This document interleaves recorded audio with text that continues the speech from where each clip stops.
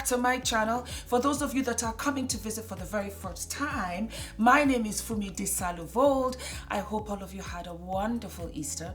Ula and I took some time off. We went over to Scotland for a little bit of R&R. I went to go and see my Scottish family.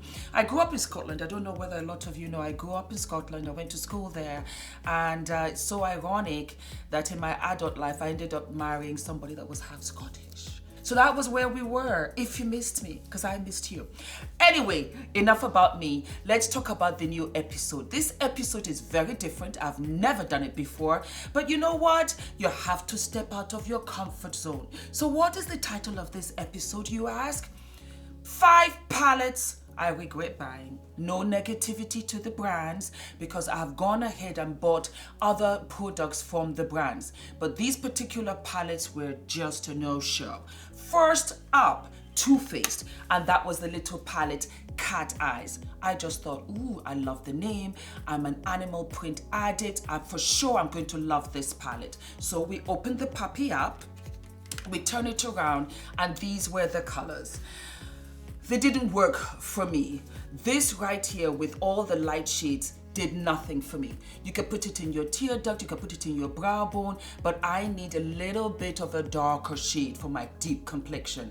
The colors right here, they were kind of chalky, they were kind of dry, they didn't blend well, they didn't give me life. So I regret buying this one. I adored the packaging, I adore Too Faced, absolutely, but this just did not work.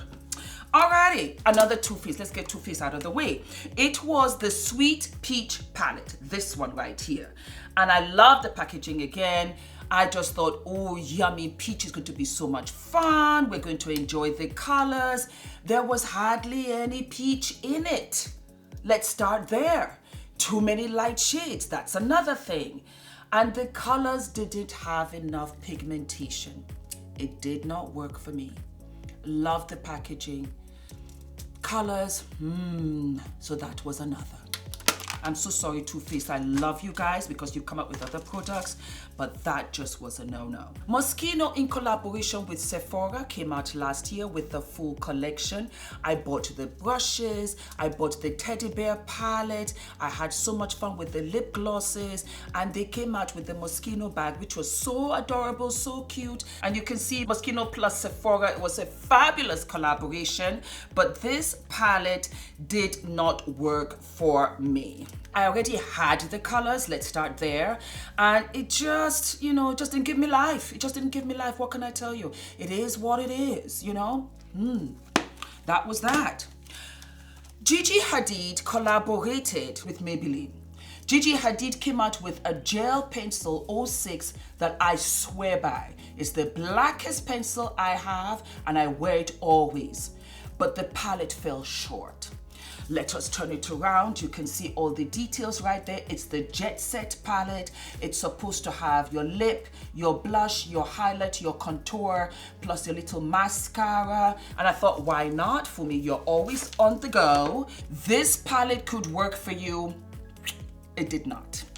All right, so we're going to open it. I'm going to bend it backwards.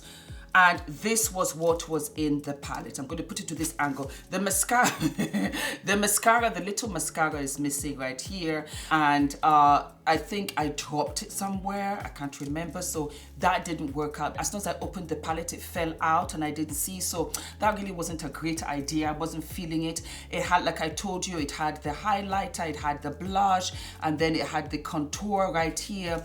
It had all of the eyeshadows and it had the lip balms right there as well. You know what it is? Beautiful, beautiful, beautiful packaging. It just wasn't for my complexion. As much as I tried, the pro in me couldn't bring out the fabulosity in this palette. True tea. So yes, so that was the Gigi Hadid in collaboration with Maybelline. I had to be honest with you guys, it was what it was. The last but not least really hurt me, and I am still paying for it. £120 went to NATASHA DENONA Star Palette. Ula's money. I'm still paying it off. Whew. The price point was a killer. Let's start there. But we thought, you know what? You're getting quality, you're getting pigmentation, you're getting fabulosity, you're getting colors, you're getting golds. That was not the case. Some of the colors did not even come onto the lid, no matter how much primer I put on it. Messy. It didn't do anything. For the price point, you have Pat McGrath, who is just as pricey, and she comes blazing, worth your money, packaging divine. Not to say that Natasha isn't doing very well, she is, but her palettes kind of sort of fall short every single time I watch the other reviews, and this was my first and last. I might get the little quartz, I might get the little palette so that I don't really cringe at the price point, but this was such a disappointment. I tried so very hard to work with it.